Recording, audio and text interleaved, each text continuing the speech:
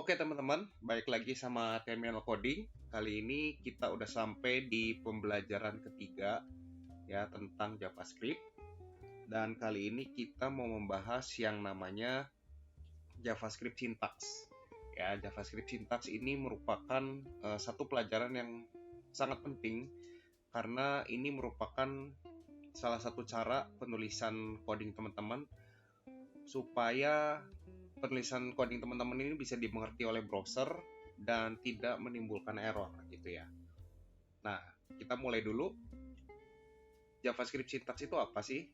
Nah, JavaScript syntax ini merupakan suatu aturan penulisan bagaimana sebuah program JavaScript dibentuk ya. Jadi penulisan ini dalam coding ini nggak asal, dan teman-teman ini perlu paham juga gimana cara penulisan yang benar gitu ya dalam penulisan JavaScript ini.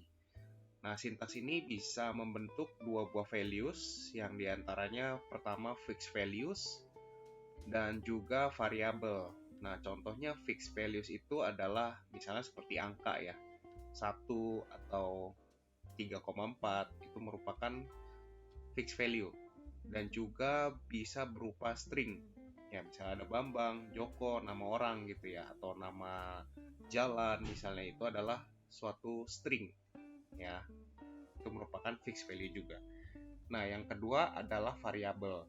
Variabel ini merupakan suatu sintaks yang digunakan untuk menampung sebuah nilai yang bisa berasal dari variabel lain, gitu ya.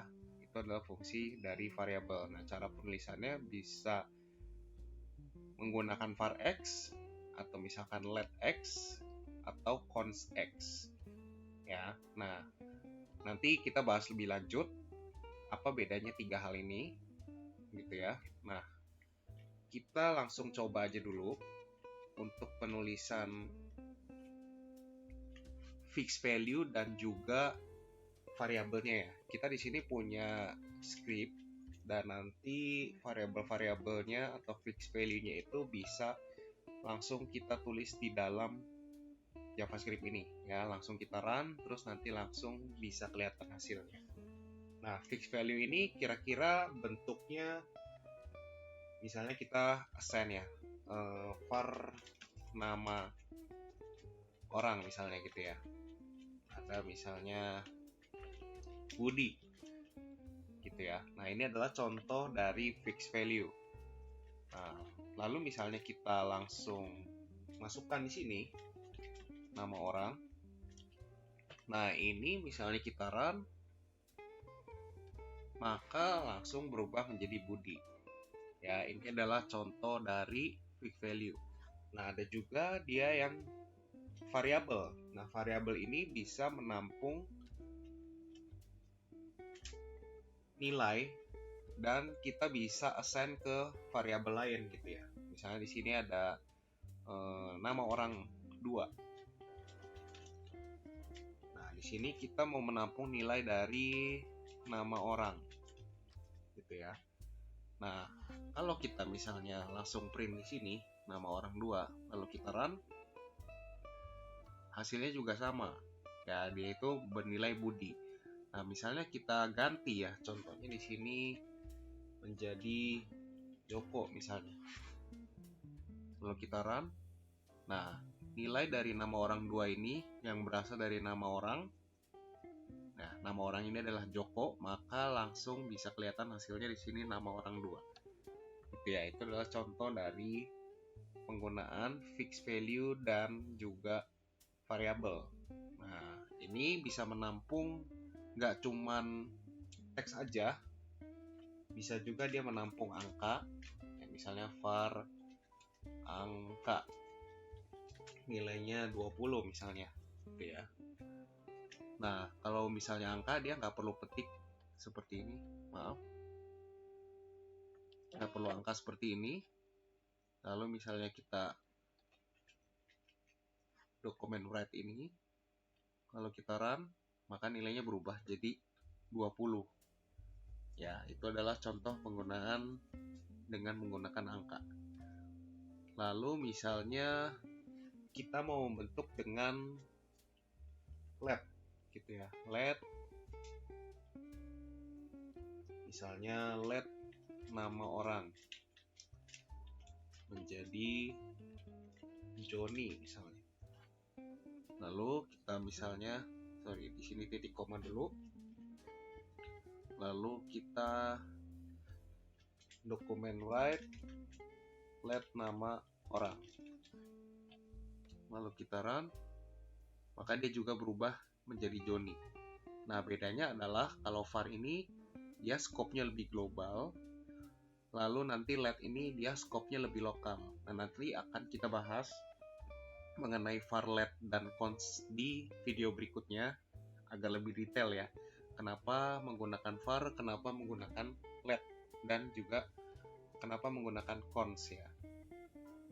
Nah, const itu nanti fungsinya untuk angka yang atau nilai string yang nggak akan berubah sepanjang program itu berjalan ya. Misalnya tadi yang aku jelasin, misalnya ada pi ya, nilai penghitungan untuk luas lingkaran misalnya.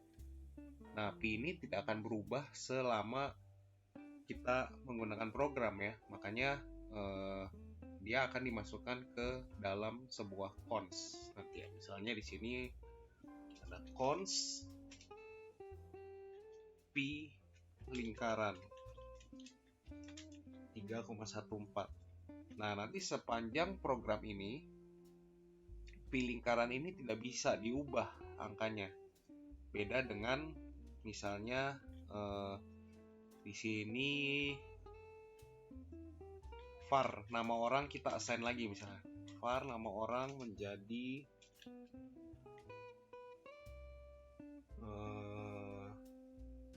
Lilian misalnya.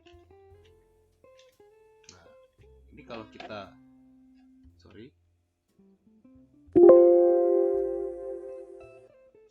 nama orang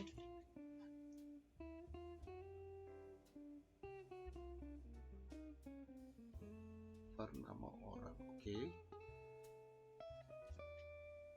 Sepertinya masih ada error ya.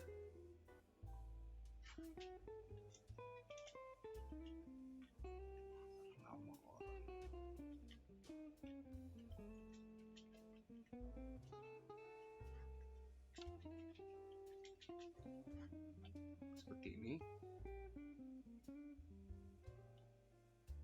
Sepertinya ada error. Nah, kalau error ini kita bisa masuk ke dalam konsol untuk mengecek errornya apa gitu ya.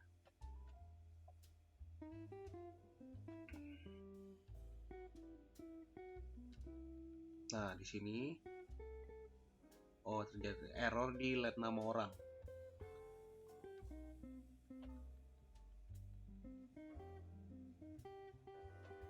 Sini let nama orang ini sementara kita hapus dulu, lalu kita run misalnya.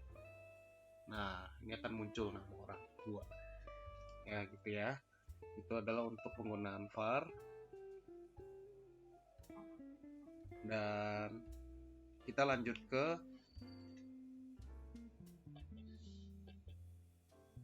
JavaScript identifier ya. JavaScript identifier ini merupakan suatu nama ya. Dalam penamaan suatu variabel itu kita menggunakan yang namanya JavaScript identifier. Nah, digunakan untuk memberikan nama sebuah variabel dan juga function ya. Nah, harus didahulukan oleh beberapa tanda seperti sebuah huruf ya, nilainya A sampai Z, huruf besar maupun huruf kecil, lalu sebuah underscore ya. Itu adalah cara penamaan identifier yang penting ya. Underscore itu juga bisa, atau tanda dolar. Lalu karakter berikutnya boleh menggunakan angka, huruf, atau underscore berikutnya gitu ya. Nah, misalnya kayak tadi, ini dalam penamaan identifier, nama orang adalah identifier, angka juga merupakan identifier, nama orang 2 juga merupakan identifier.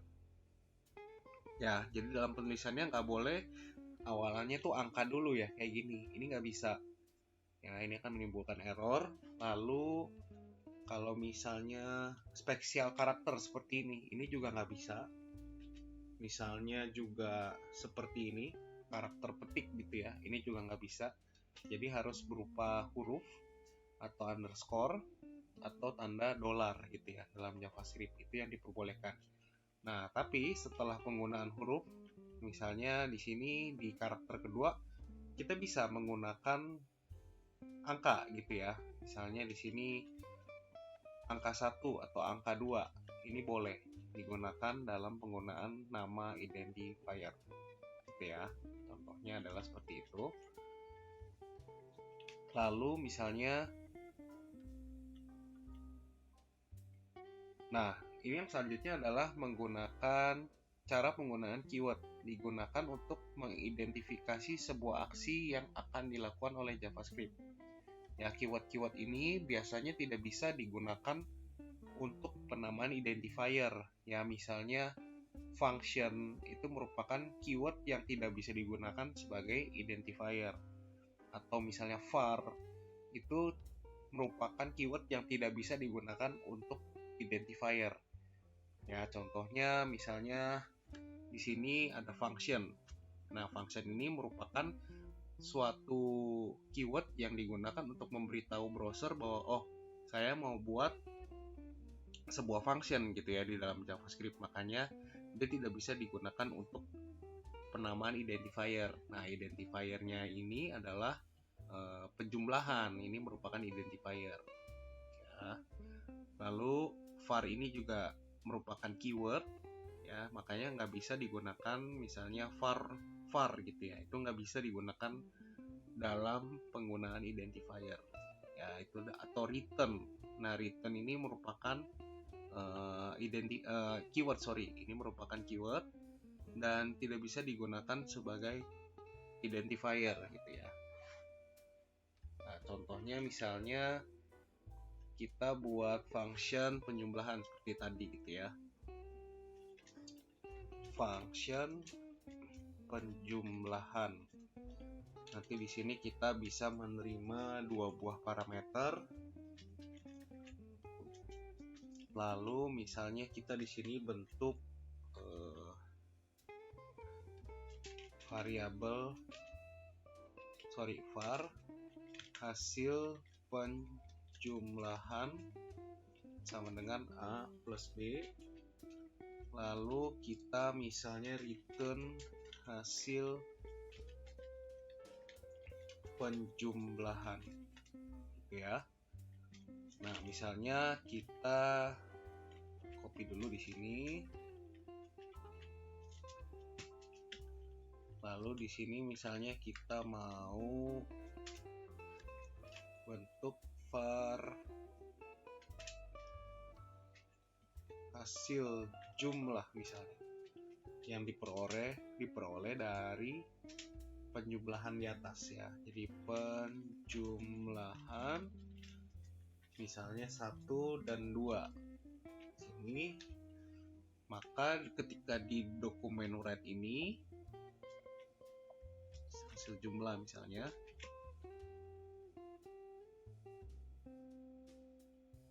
hasil penjumlahan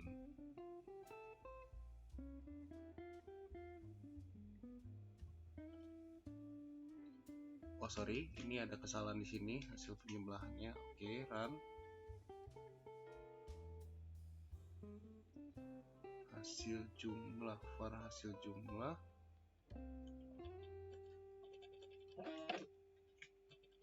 Nah, kita pindahin dulu ke bawah.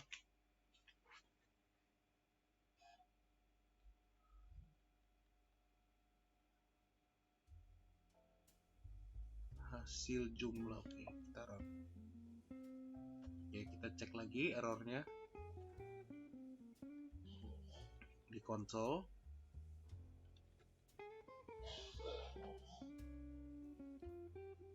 Oh sorry, di lingkaran ini has already been declared ya, ini nggak usah dulu, kita hapus dulu. Nah, makanya di sini baru keluar ya, tadi ada terjadi error. Nah, ini adalah hasil jumlah ya dari function yang kita tulis. Nah, ini adalah cara penggunaan dari keyword ya. Lalu ada JavaScript operator.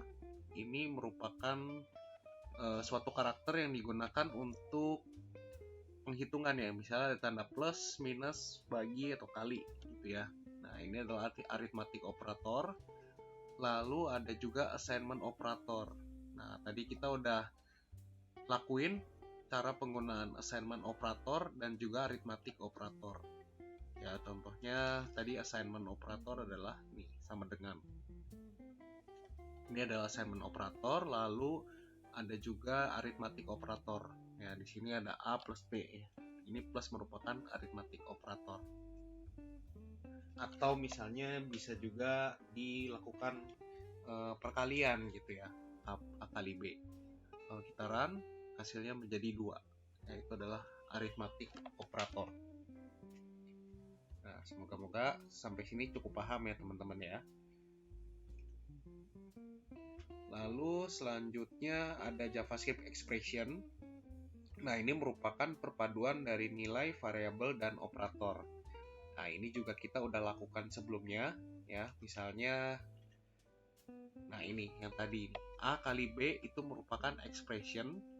Nah, hasilnya akan dihitung dan dievaluasi dimasukkan ke dalam variabel hasil penjumlahan ini. Ya, sama seperti matematika biasa.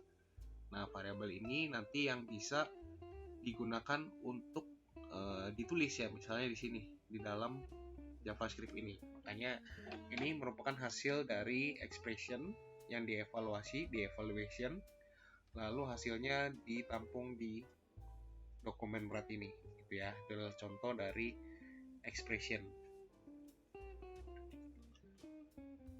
Nah, selanjutnya penting juga untuk teman-teman tahu bahwa JavaScript identifier ini merupakan case sensitive ya. Maksudnya adalah sebuah string variabel 1 akan berbeda dengan variabel 1 dengan V besar di depannya. Ya, jadi misalnya kita tadi tulis ada nama orang ini ya, misalnya nama orang ini dengan var nama orang ini hasilnya akan berbeda ya. Misalnya di sini ada Agus gitu ya. Nah, lalu kita misalnya dokumen write lagi. Di sini dokumen write lagi. Ada nama orang. Lalu ada juga nama orang dengan N kecil.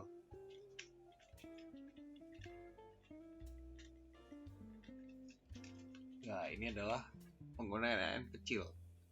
Nah, kalau kita print, nah hasilnya akan berbeda antara nama orang N besar dengan nama orang N kecil, gitu ya. Ini adalah contoh yang dinamakan case sensitive, ya. Jadi berbeda antara besar dan kecil. Nah, jadi perbedaan huruf besar dan kecil menjadi penting. Jadi teman-teman harus hati-hati dalam penulisan identifier nanti gitu ya, karena ini cukup penting. Ya, semoga teman-teman udah mulai paham. Nah, lalu cara penulisan identifier yang benar itu gimana? Ya, biasanya developer itu menuliskan identifier dengan menggunakan underscore, upper camel case atau lower camel case ya, dalam misalnya kita mau pakai 2 buah kata ya.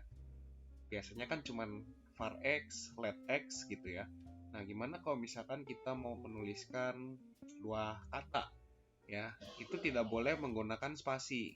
Makanya dia harus menggunakan underscore atau dengan menggunakan upper camel case ini ya, N besar lalu S besar, lalu lower camel case ya, ini N kecil lalu S-nya besar. Ini adalah seperti unta gitu ya, makanya dia namanya lower camel case. Kayak dari kecil, N kecil, lalu dia S-nya besar ya, gitu. Itu untuk penulisan identifier. Ya, cukup jelas. Mungkin segitu dulu untuk video kali ini. Semoga teman-teman bisa lebih paham cara penulisan sintaks di JavaScript. Kalau teman-teman kurang paham, mungkin bisa tulis di kolom komentar untuk pertanyaan lebih lanjut. Nanti bisa gue jawab. supaya kita bisa diskusi bareng di video ini gitu ya. Mungkin gitu dulu untuk saat ini. Sampai ketemu di video berikutnya, dan jangan lupa like dan subscribe video gue supaya gue makin semangat dalam bikin materi ini. Thank you semuanya, sampai jumpa.